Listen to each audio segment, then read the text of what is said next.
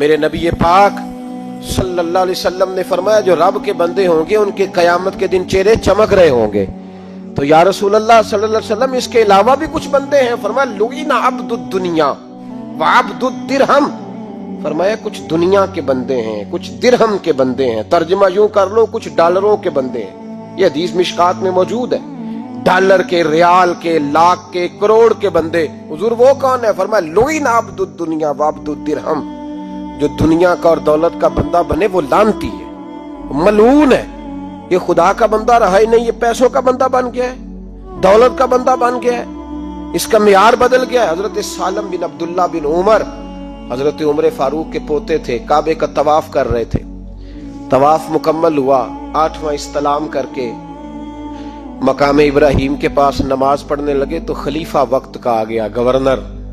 السلام علیکم کے بعد اس نے فوراً بات چھیڑی, کہنے لگا حضور کوئی حکم ہو تو بتائیے گا.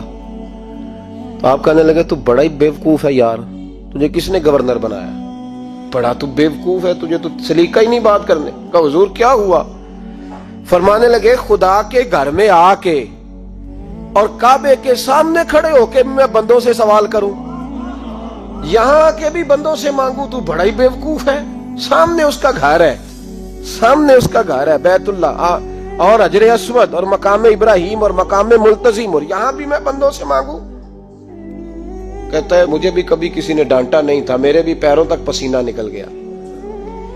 تو میں مسجد الحرام سے باہر نکل کے, یوں سمجھ لیں کہ جب لوگ باب عبدالعزیز سے یا باب فہد سے باہر آ جاتے ہیں, کہتے ہیں باہر نکل کے نا میں کھڑا ہو گیا. میں نے کہا چلو فارغ ہو کے آتے ہیں تو بات کرتا ہوں. حضرت فارغ ہو کے آئے تو میں نے کہا حضور اب تو بیت اللہ سامنے نہیں, اب بھی کوئی سوال کرے.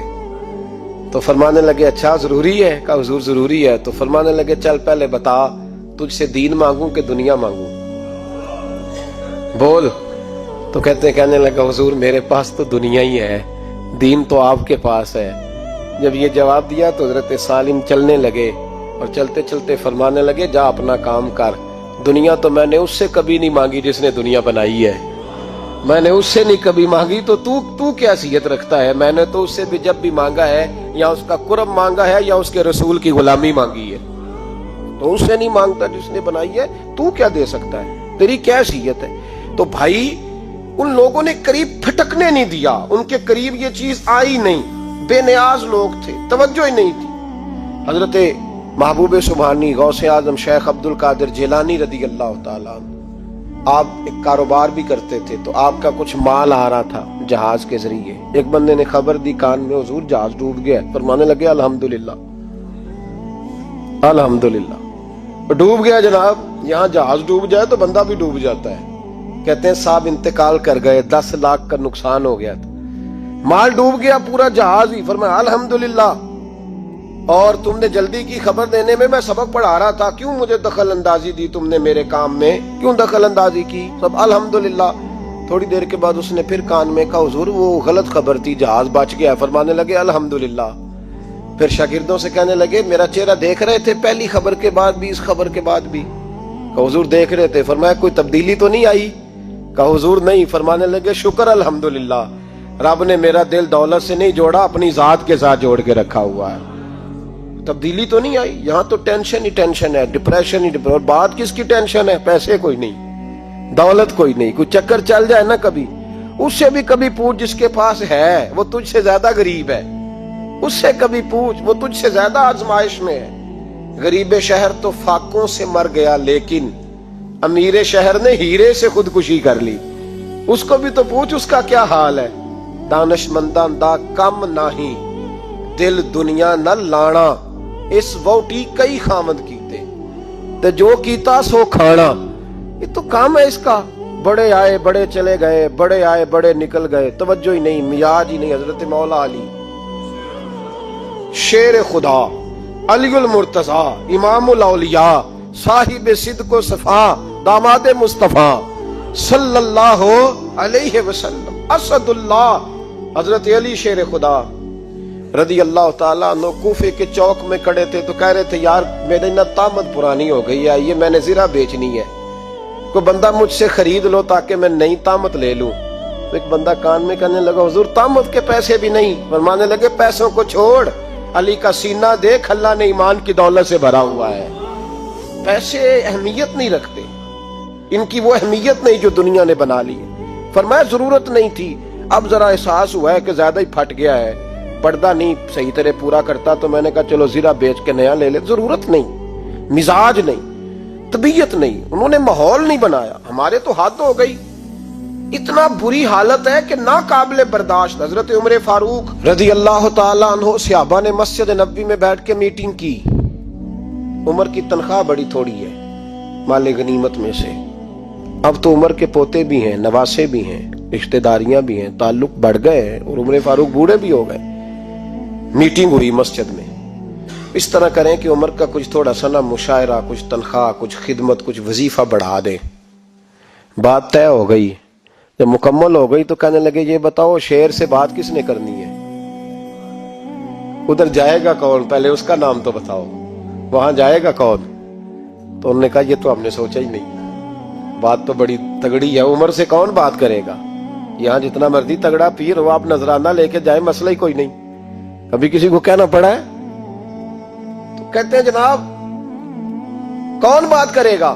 تو ایک صحابی کہنے لگے کہ حضرت عمر رضی اللہ تعالیٰ عنہ کی جو صاحبزادی ہے نا، حضرت حفصہ رضی اللہ تعالیٰ عنہ، وہ ام المومنین بھی ہیں، حضور علیہ السلام کی زوجہ ہیں، مومنوں کی ماں ہیں، ان سے کہتے ہیں، اور ان کے والد بھی ہیں۔ تو حضرت حفصہ سے کہا تو جناب حفصہ چل کے گئیں حضرت عمر کے پاس، جا کے کہا ابا جی ایک بات کرنی تھی۔ انہوں نے کہا بیٹے کرو، تو ان کو بھی پتا تھا نا جاہو جلال کا۔ کہنے لگے ابا جی مسجد نبوی میں صحابہ کی میٹنگ ہوئی ہے، ایک ہی محلے میں ایک ہی شہر میں لوگ رہتے ہیں تو ایک دوسروں کی خرچوں کا ضروریات کا پتہ ہے۔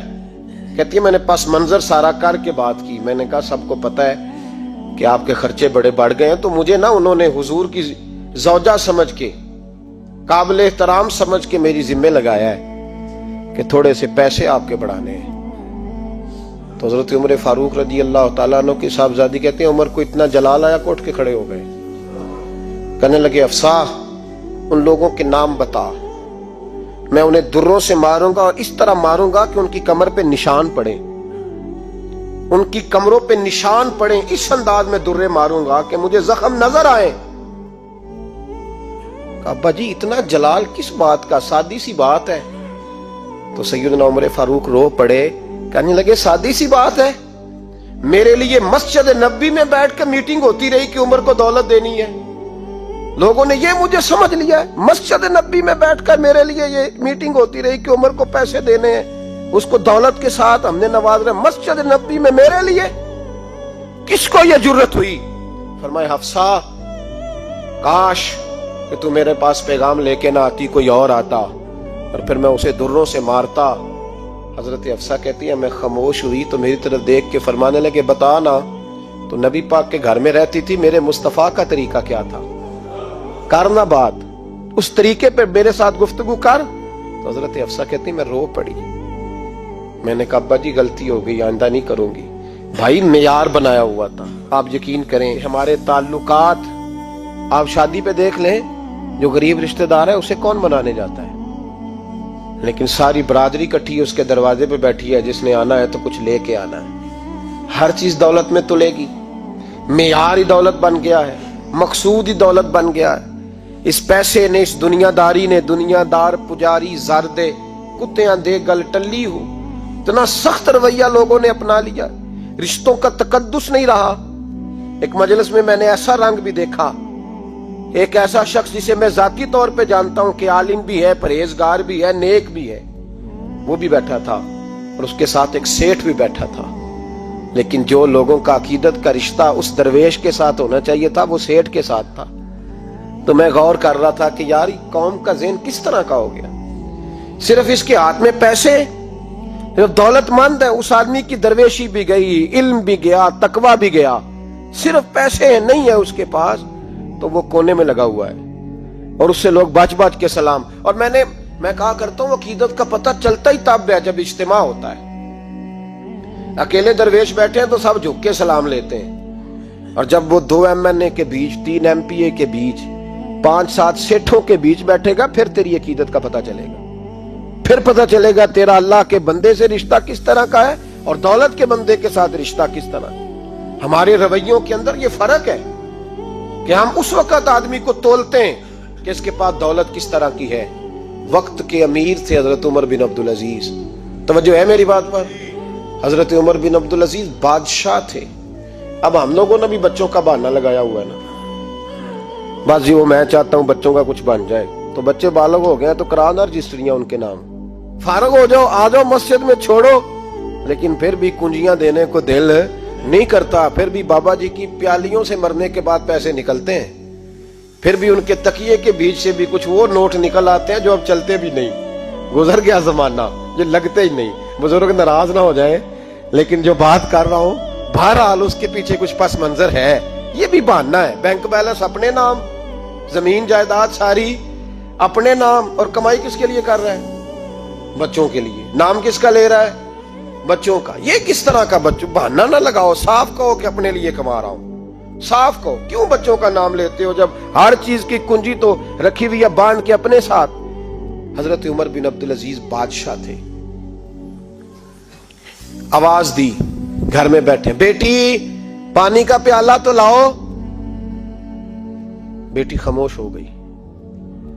साथ वाला कमरा बेटी का। फिर आवाज दी, बेटे सुन रही हो? अब्बा जी सुन रही हूं, पानी का प्याला देना। बेटी खामोश हो गई। तीसरी आवाज दी तो जौजा पानी लेके आ गई। मैं कहा हुजूर पानी। हजरत उमर बिन अब्दुल अजीज को गुस्सा आया, कहने लगे बच्चे किस लिए हैं? वो खुद क्यों नहीं आई? अब इतनी नाफरमान हो गई है कि एक प्याला पानी का बाप को नहीं दे सकती, क्यों नहीं आई? तो जौजा कहने लगी चलें दारगुजर करें। उसने कहा अब्बा को नहीं बताना, पी ले। क्यों नहीं बताना? बताओ क्यों नहीं आई? मैंने उसको पुकारा था, तुम्हें पुकारता तो तुम आती, तुम्हें बताना पड़ेगा। जब बात जरा आगे बढ़ी तो मां थी ना, बात बेटी की थी, तो अम्मा रो पड़ी, आंखों में आंसू आए। कहा क्यों रोई हो? कहने लगी बेटी का पजामा फट गया, दूसरा है नहीं, और आप लेके भी नहीं देते। कमरे में बैठ के तो पजामा सी रही है, तो कह रही थी अब्बा को बताना ना, उन्हें तकलीफ होगी। तो वो उसके पास दूसरा होता तो आ जाती, एक ही था, तो इसलिए नहीं आई। हजरत उमर बिन अब्दुल अजीज उठे, सर सजदे में रखा, कहने लगे या अल्लाह तेरा शुक्र है, तूने मेरे बच्चों को बकदरे जरूरत रोजी अता फरमाई है। या अल्लाह तेरा शुक्र है। एक रवायत मैंने पढ़ी, कलेजा मुंह को आया। मुस्तफा करीम बैठे थे तो सैयदा आयशा सिद्दीका रदी अल्लाह ताला ने अर्ज की, या रसूल अल्लाह सल्लल्लाहु अलैहि वसल्लम, वो देखें सैयदा फातिमा आ गई हैं, वो देखें बीबी साहिबा बगैर बताए आ गई। हजरत फातिमा तज़हरा आई तो हुजूर ने फरमाया फातिमा बगैर इत्तला के। हुजूर छोटा सा काम था, कैसे आई हो? तो बीबी साहिबा ने ना, औरतों का पल्लू होता है ना चादर का, पल्लू खोला तो एक रोटी बंधी हुई थी, एक रोटी चादर में। यहाँ लोग जेवर बांधते हैं, दौलत बांधते हैं, एक रोटी हजरत फातिमा ने पल्लू में बांधी, खोल के पेश की। कहा बेटे ये क्या है? कहा अब्बा जी कई दिनों से घर में रोटी नहीं पकी थी, आज अली कुछ जौ लाए थे, पीसे हैं, चंद रोटियां बनी हैं, तो बच्चों ने तो खा लिया, तो मेरे सामने भी एक रोटी आई थी, मैंने लुकमा तोड़ा है तो मुझे ख्याल आया पता नहीं मुस्तफा ने खाया है कि नहीं खाया, पता नहीं हुजूर ने रोटी खाई है कि नहीं, मैं लेके हाजिर हो गई हूँ, मेहरबानी फरमाए। तो फरमाया बेटे बैठ जा। हजरत फातिमा भी बैठ गई। सैयदा आयशा कहती हुजूर भी बैठ गए। फरमाया फातिमा कितने दिनों से नहीं खाया? अर्ज की हुजूर 3 दिन से। फरमाया बेटे मैंने 5 दिन से नहीं खाया, आ जा। दोनों बाप बेटी मिल के खाते हैं। रोटी 2 हिस्सों में हुजूर ने बांटी। फरमाया चल आदि तू खा, आदि मैं खाता हूँ। हजरत फातिमा ने लुकमा तोड़ के मुंह में रखा तो रो पड़ी, हुजूर 5 दिन से नहीं खाई। और मैं बेटे चुप कर, हमारा दुनिया से क्या ताल्लुक, एक पुल रह गया है, बस अल्लाह फिर जन्नत की सारी नेमतें अता फरमा। रोने वाली बात ही नहीं है इसमें, बस हमारा क्या ताल्लुक, एक पुल है, फिर मालिक बड़ा कुछ अता करेगा। ओ भाई, जो कायनात के मालिक व मुख्तार थे, जो अबरू का इशारा करे तो हजरत जिब्रील जन्नत की नेमतें लेके आ जाए, उन्होंने तो दुनिया की जानिब तवज्जो ही नहीं की, उनका तो ख्याल ही नहीं आया, दुनिया ही दुनिया, दौलत ही दौलत। हर आदमी दौलत के तराजू में तुलने लगा है। अब तो कलेजा फटता है। अब तो लोग पूछते हैं, और मैं कभी कभी बड़ा मजबूर होता हूँ, आजमाइश में आ जाता हूँ। लोग कहते हैं जनाब आपसे कुछ कुरान की आयत सुननी है, आप कितने पैसे लेंगे? कुछ हदीसें सुननी है, क्या उसका मुआवजा होगा? आपसे उस नबी का नाम सुनना है जिसका आप खाते हैं, जिसके नाम पर आपने इज्जतें ली हैं, उनका नाम सुनना है। आपका रेट कितना है? आप कितने में बेचेंगे? वो नात जो ग़िज़ा है वो कितने में बिकेगी? जब दुनियादारी का ये हशर हो जाए कि वो रसूल अगर उनका नाम ना रहे तो हमारी सांसें ही ना चले, उनका नाम भी जब इस तरह कमर्शियल करके लिया जाए और इस तरह वो चीजें भी रेट में आ जाएं, तो भाई इससे बड़ी और दुनियादारी क्या होगी? मेरे रसूल करीम सैयद आलम नूर मुजस्सम सल्लल्लाहु अलैहि वसल्लम ने इस दुनिया को महबूब नहीं रखा, कारी नहीं बनाया, माहौल ही नहीं बनाया। हजरत ईसा अलैहिस्सलाम की 450 साल उम्र, कितनी? 450 नहीं, मैंने कहा 450 साल हजरत ईसा ने शादी नहीं की, गाड़ी नहीं बनाया। एक प्याला होता था पानी पीने का, एक तकिया होता था। एक दिन एक बंदे को देखा कि वो बाजू का तकिया बना के सो रहा है, तो हजरत ईसा ने वो तकिया भी खैरात कर दिया, कहने लगे इसके बगैर भी काम चल जाएगा। एक प्याला था पानी पीने का, एक दिन देखा एक आदमी चुल्लू में पानी पी रहा, तो वो प्याला भी अल्लाह के रास्ते में दे दिया, कहने लगे इसके बगैर भी काम चलता है। किसी ने कहा निकाह क्यों नहीं करते, घर क्यों नहीं बसाते? तो फरमाने लगे 450 साल तो उम्र है, अल्लाह को राजी करूं कि घर बसाऊं, सजदे करूं या मैं दुनियादारी करूं? भाई इस्लाम ने आपके लिए सहूलत कर दी, मेरे लिए आसानी कर दी कि तेरा बच्चे पालना भी इबादत है, तेरा घर बार चलाना भी दीनदारी है, लेकिन मकसूद ना उसको बना, उसको मकसूद ना बना, दुनियादारी में इतना उलझ ना, बकदरे जरूरत ले, इस तरह का रवैया इख्तियार ना कर। और ऐसा हो सकता है, अभी चंद साल हुए मौलाना अब्दुल सत्तार खान नियाजी अलैहि रहमा ने पर्दा किया, विफाकी वजीर रहा वो शख्स, जमाना बिताया, पाकिस्तान की मैली सियासत के अंदर रह के वक्त गुजारा, लेकिन जब उनका जनाजा उठा तो उनके अकाउंट में इतने पैसे नहीं थे कि कफन का कपड़ा भी खरीदा जा सके, कफन के कपड़े का भी पैसा नहीं था। ओ भाई ये लोग हैं यार, विफाकी दर्जे का शख्स हो के गुजरे और विजारतें उसके आगे पीछे भागे, और हर इलेक्शन में वो बंदा एमएनए की सीट जीत जाए, और फिर रुखसती का वक्त आए तो उसका हाल ये हो कि कोई शख्स कहे कि चलो 250 अकाउंट से निकला है तो बाकी मुझसे ले लो, ताकि कफन का बंदोबस्त हो सके। इसका मतलब है कि आज भी ये रंग होता है। और वो पगड़ी तगड़ी बांधते थे, सूट आला पहनते थे, तो लोग कहते थे ये क्यों करते हो? फरमाते मैं मुस्तफा का फकीर हूँ, लोग तो ना मुझे फकीर समझे, ऐसा तो ना हो दुनिया देने लग जाए कि हजरत के पास पहनने को कपड़ा नहीं तो चलो कुछ दो, मैं अपने पर्दे अपने अल्लाह के साथ रखना चाहता हूँ। भाइयों उन लोगों ने वकार के साथ वक्त गुजारा, इस अंदाज से थोड़ा बाहर आओ। अपने साथ हमने इतनी ज्यादती कर ली है, इतना जुल्म कर लिया कि सिवाय दौलत के, सिवाय दुनियादारी, खालस वो रूहानी सिलसिला तरीकत का, तसव्वुफ का, वो भी सारा इसी। हजरत अबुल हसन खरकानी दरवेश थे, महमूद गजनवी बादशाह वक्त था, कहता मैं दुआ कराने गया तो मैंने वही समझा जो सबके बारे में समझा जाता है, गिफ्ट पहले ले गया। मैंने कहा 2 थैलियां शर्फियों की ले जाता हूं, बाबा दुआ सही कर देगा, नजराना नहीं सूद है पीराने हरम का। तो कहते हैं 2 अशरफियों की थैलियां पहले ले गया कि रखूंगा तो बाबा मेरे हक में नरम हो जाएगा। मैंने वो अब ज़ेन ये बना के गया था। हजरत अब क्या कर रहे हैं, जुमे का दिन था तो कुछ सालिकीन तरीकत मुरीदीन झाड़ू लगा रहे थे, तो सर में खुजली हुई तो पगड़ी उतार के एक मुरीद से कहने लगे देख कहीं जुमे तो नहीं पड़ गई। तो एक जुमे देख रहा है, वो कहता है मैं जुमे देख रहा था, हजरत ने सर झुकाया हुआ था तो महमूद गजनवी दाखिल हो गया। तो जो जुमे निकालने वाला कहने लगा ओहो हो, फरमाने लगे क्या हुआ? कहा हुजूर बादशाह आ गया। कहने लगे छोड़, बादशाह तो आते जाते रहते हैं, मैंने समझा था कोई तगड़ी सी जूं तेरे हाथ लग गई है, तूने तो इस तरह करके शोर मचाया जैसे बड़ा कोई इनकलाब, बादशाह आते जाते रहते, बंदा ये क्या हो गया, जूं देख ध्यान से। तो महमूद कहता है मैं तो दुनियादार किस्म का सूफी समझ के आया, थैलियां भी शर्फियों की रखी। तो बाबा जी से दुआ के लिए कहा मैं सोमनाथ के मंदिर फतह करने जा रहा हूं, दुआ करना। तो बाबा जी ने अंदर से कुर्ता मंगाया, کہنے لگے یہ میں نے ابھی اتارا ہے کپڑے بدلنے کے لیے، جب بڑی مشکل پڑ گئی تو کرتا سامنے رکھ کے دعا مانگنا، اللہ اس کے وسیلے سے فتح عطا کر دے گا۔ جو مشکل ہوگی تیری تر دامنی پہ شیخ ہماری نہ جائیے، ہم دامن نہ چھوڑ دیں تو فرشتے وضو کریں۔ اور اقبال کہنے لگے نہ تیگ و تیر میں نہ لشکر و سپاہ میں ہے، جو بات مرد کلندر کی بارگاہ میں ہے۔ کو معمولی لوگ ہوتے ہیں۔ اقبال کہنے لگے ید بیضا لیے پھرتے ہیں اپنی آستینوں میں، انہوں نے بغل میں ہاتھ رکھا ہوا ہے، اگر کھول دیں تو اللہ اسی طرح برکات کا فیض عطا کر دے جو حضرت موسیٰ کے ید بیضا کو ملا ہوا۔ کو معمولی لوگ ہوتے ہیں۔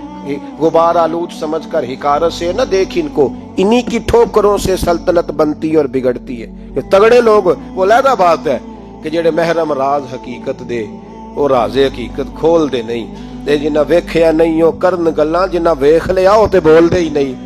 یہ بات علیحدہ ہے کہ وہ بیان کرنا پسند نہیں کرتے، پردوں میں چھپے رہتے ہیں، ورنہ تو اللہ نے بڑے اعزازات دیے ہوتے۔ محمود کہنے لگا کہ بابا جی نے دعا کی اللہ اگر اس کی نیت صحیح ہے تو اسے کامیابی عطا کرنا، اس کی مدد کرنا۔ مجھے کہنے لگے کچھ کھائے گا؟ میں نے کہا کھانا ہے۔ تو کہنے لگے بادشاہ کے لیے وہ کھانا لانا جو سویرے میں نے کھایا ہے۔ تو میں نے کہا پیروں کا لنگر ہوگا، چھوٹے گوشت کی یخنی میں انہوں نے روٹیاں بریک کر کے ڈالی ہوں گی، حضرت کی صحت ٹھیک نہیں رہتی، گھٹنوں میں درد ہے۔ تو میں تو یہ سمجھا تھا کہ کوئی دیسی گھی کی چوری آئے گی، لیکن ٹکڑا آیا ایک روٹی کا، آدھا خشک ٹکڑا اور پانی کا پیالہ۔